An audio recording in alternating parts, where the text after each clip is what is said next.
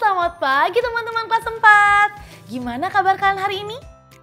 Semoga sehat selalu ya. Nah, kalian udah sarapan belum? Jangan lupa untuk sarapan ya, agar badan kita siap menjalani aktivitas hari ini. Seperti Sita.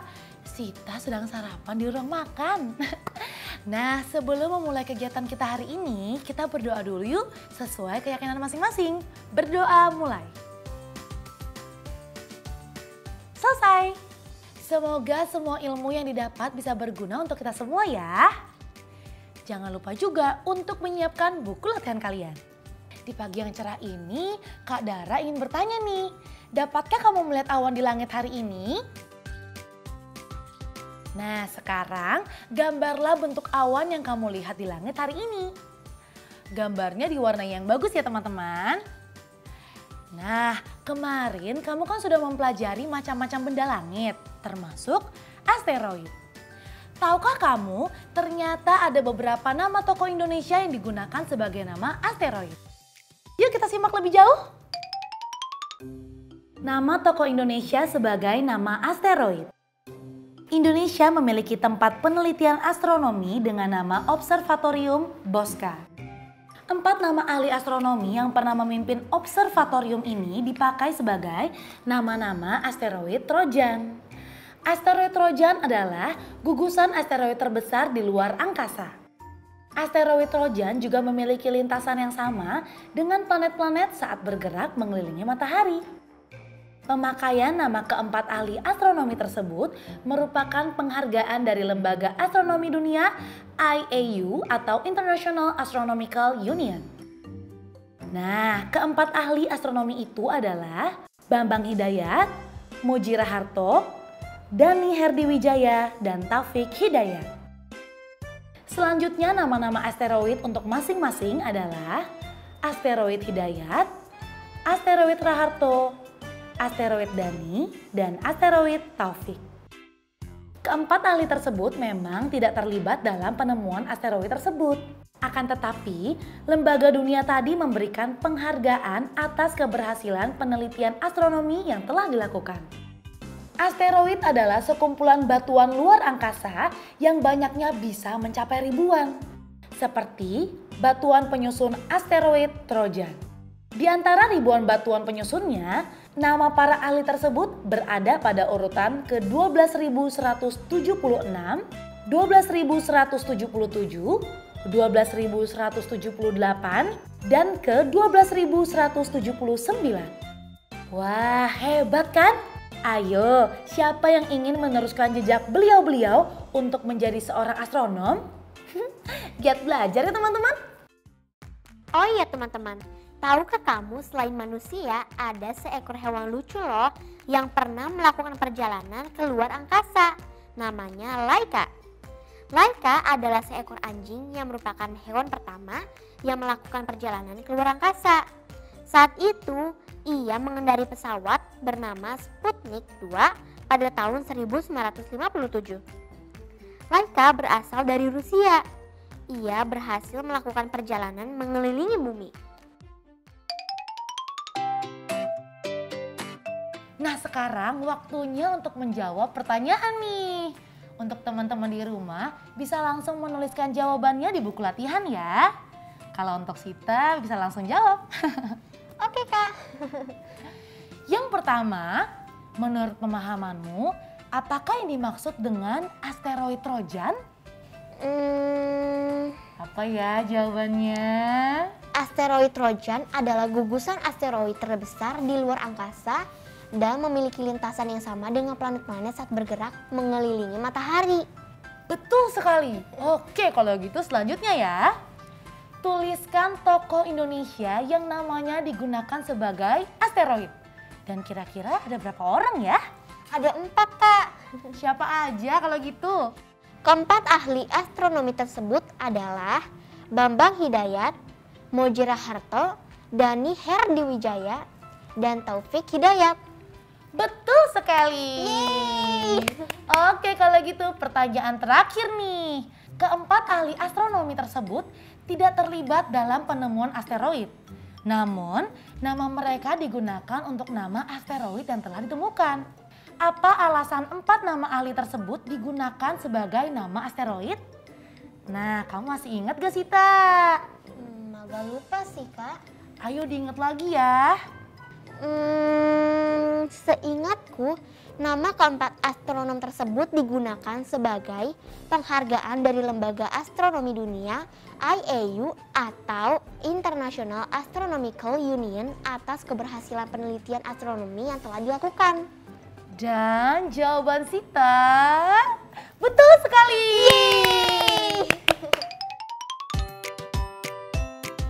Kalian semua sudah menyaksikan infografis yang berjudul Tokoh Indonesia untuk Nama Asteroid. Apakah kalian memahaminya? Nah, sekarang kamu akan menuliskan ulang infografis tersebut dengan mengisi bagian ini. Teman-teman bisa menuliskannya di buku latihan ya. Aku akan langsung menuliskannya di papan tulis. Yuk kita mulai. Nah, yang pertama, asteroid Trojan adalah titik-titik. Asteroid Trojan adalah gugusan asteroid terbesar di luar angkasa dan memiliki lintasan yang sama dengan planet-planet saat bergerak mengelilingi matahari. Betul sekali. Oke, selanjutnya ya. Dari ribuan batu penyusunnya, terdapat 4 batuan yang belum diberi nama, yaitu di urutan ke titik-titik. Sita masih ingat tidak? Kalau teman-teman di rumah sudah selesai menjawab. Oke Kak, aku coba jawab ya. Urutan ke 12.176, 12.177, 12.178, dan yang terakhir ke 12.179. Wah, hebat, jawabannya betul. Oke, kalau gitu selanjutnya ya. 4 ahli astronomi Indonesia tersebut adalah titik-titik. Bambang Hidayat, Mujira Harto, Dani Herdiwijaya, dan Taufik Hidayat. Betul sekali. Berikutnya, mereka mendapatkan penghargaan dari Lembaga Astronomi Dunia karena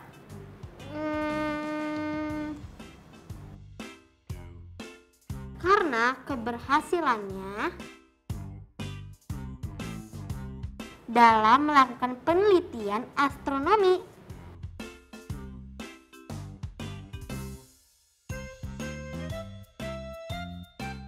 Dan yang terakhir, nama-nama asteroid berdasarkan keempat ahli astronomi tersebut adalah titik-titik.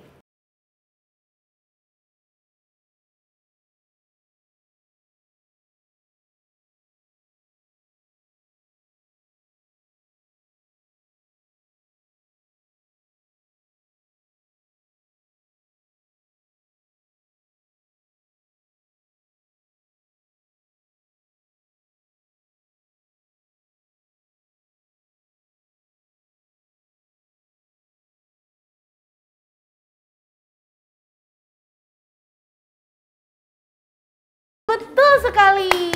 Yeay! Bagaimana dengan teman-teman di rumah? Jawaban kalian benar semua enggak? Hari ini kamu mengenal beberapa kata baru yaitu astronomi, penelitian astronomi, luar angkasa, asteroid Trojan, dan Observatorium Bosca. Jangan lupa dicatat ya teman-teman.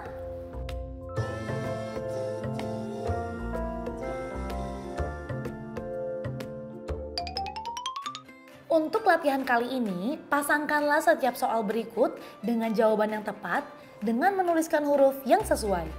Tuliskan jawabannya di buku latihanmu ya.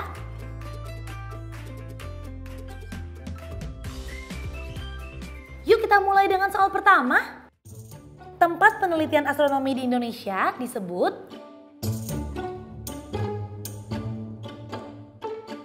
betul sekali. Jawabannya adalah E. Observatorium Bosca. Kita naikkan ya jawabannya ke atas. Nah, sekarang kita lanjut ke soal berikutnya ya. Gugusan asteroid terbesar dan memiliki lintasan yang sama dengan planet saat mengelilingi matahari adalah... Yap, betul sekali. Jawabannya adalah C. Asteroid Trojan. Sekarang kita naikkan jawabannya ke atas. Sudah mengerti kan teman-teman? Setelah ini tugas kalian adalah menjawab pertanyaan nomor 3 sampai 5. Setelah selesai mengerjakan, kalian bisa meminta bantuan kepada ayah, bunda, dan anggota keluarga lainnya untuk memeriksa hasil kerja kalian. Selamat mengerjakan teman-teman!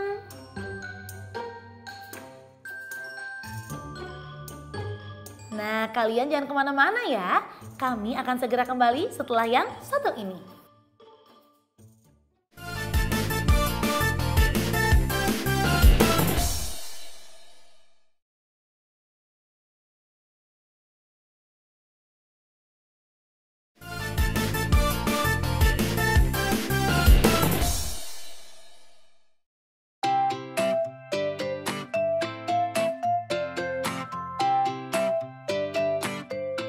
Ayo dong terbang lebih tinggi lagi.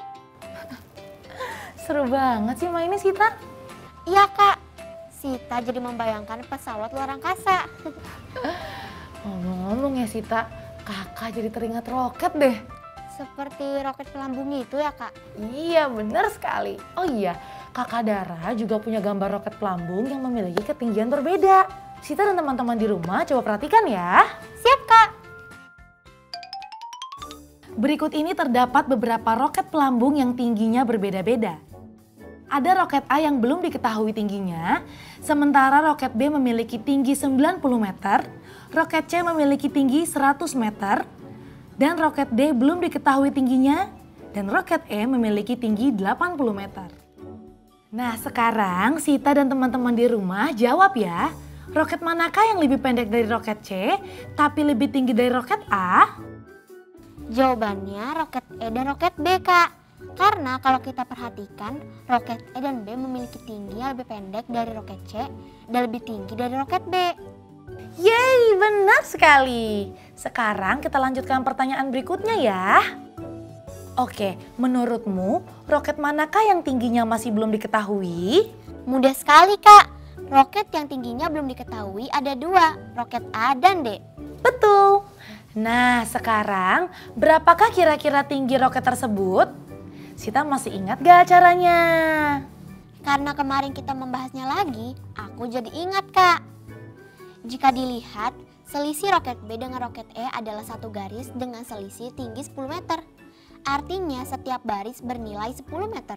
Tinggi roket A lebih pendek satu baris dibanding roket E.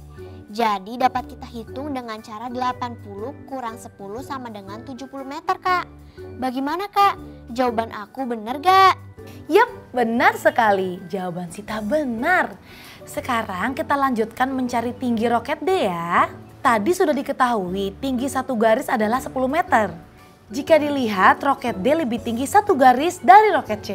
Tinggi roket D dapat kita hitung dengan cara 100 meter tambah 10 meter sama dengan 110 meter. Wah, tinggi semua roket udah kita ketahui deh. Sekarang apa lagi, Kak? Sekarang coba Sita urutkan roket tersebut berdasarkan tingginya ya. Dari yang paling tinggi ke yang paling pendek. Karena semua tingginya sudah kita ketahui, maka jika diurutkan dari yang paling tinggi ke yang paling pendek akan seperti ini. Urutannya roket D, roket C, roket B, roket E, dan roket A. Wah, hebat adiknya kakak. Nah, sekarang kita masuk ke rumah yuk. Kita lanjutkan materi selanjutnya. Oke, siap Kak Dara. Yuk.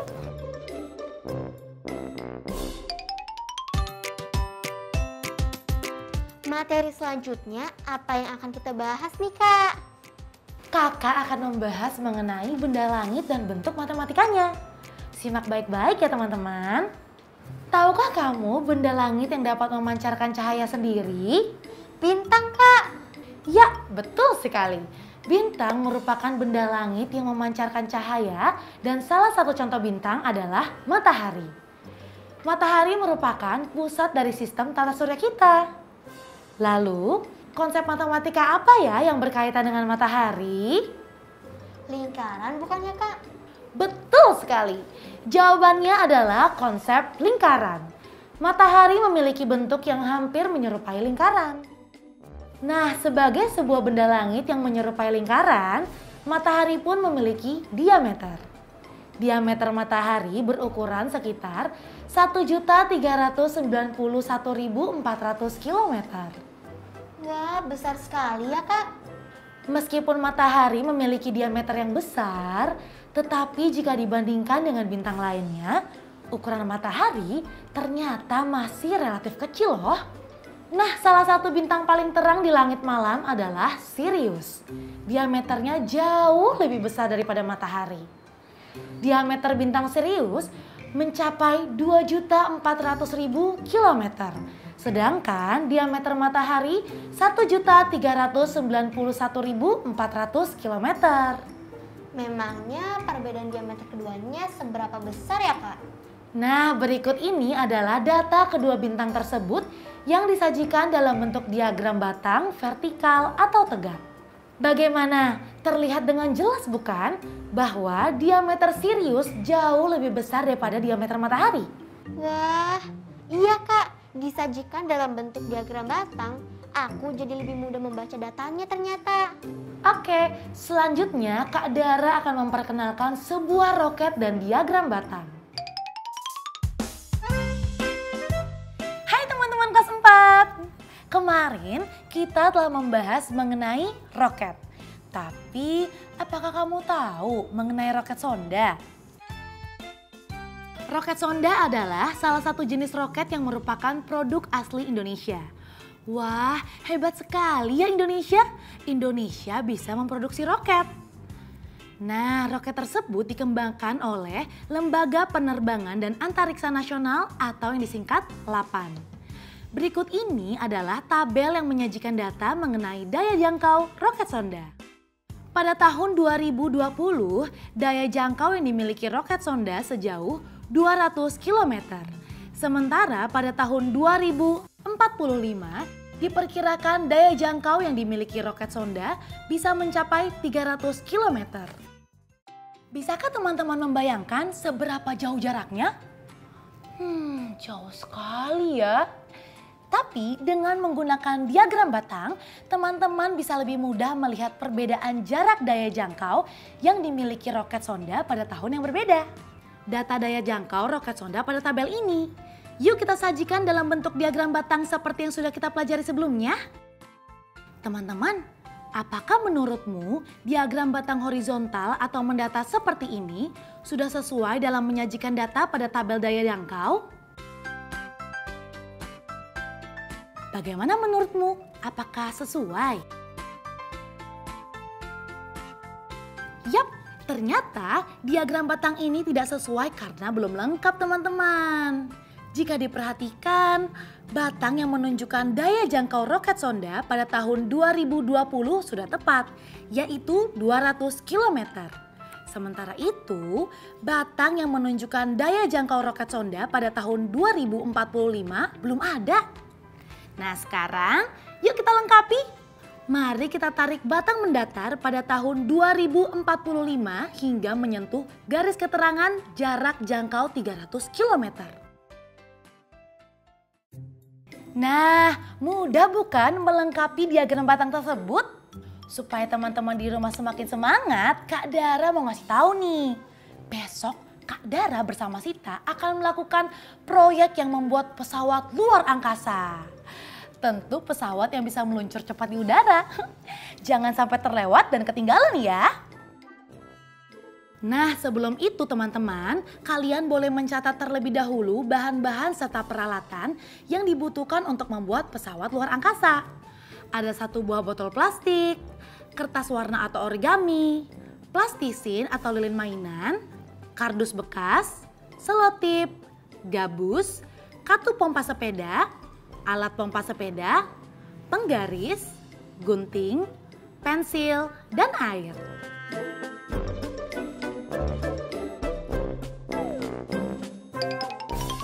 Bagaimana teman-teman? Sudah catat bukan?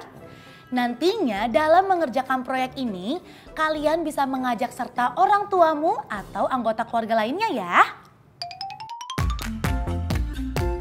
Teman-teman, jangan lupa ya mencatat judul-judul buku atau teks bacaan yang sudah kita baca hari ini.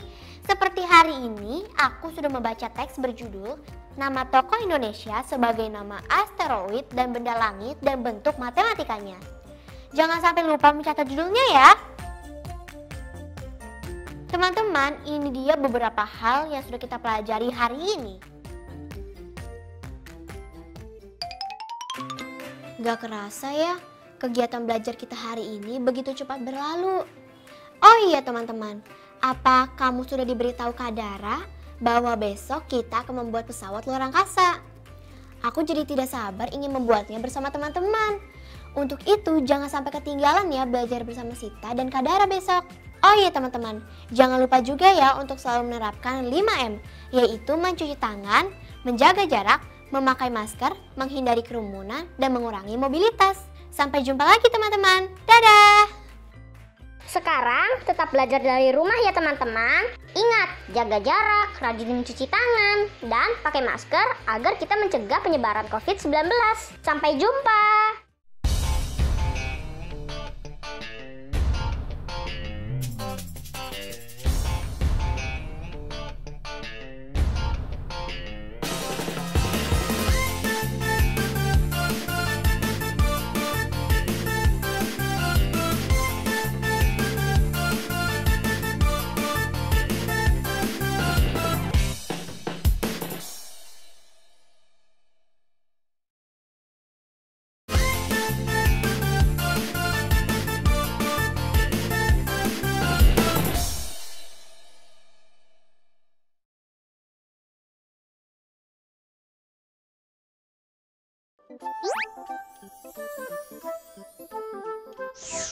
Halo sahabat Dikbud, di masa kebiasaan baru seperti sekarang ini, ingat selalu pesan ibu. Keluar rumah kalau penting saja ya nak, ingat untuk selalu 3M. 3M itu mudah dilakukan dan bisa mencegah penyebaran virus corona. Menggunakan masker, mencuci tangan dengan sabun dan air mengalir, menjaga jarak. Sahabat Dikbud, kalau kamu sayang keluarga, jangan bawa virus ke rumah ya. Ingat pesan ibu, ingat 3M.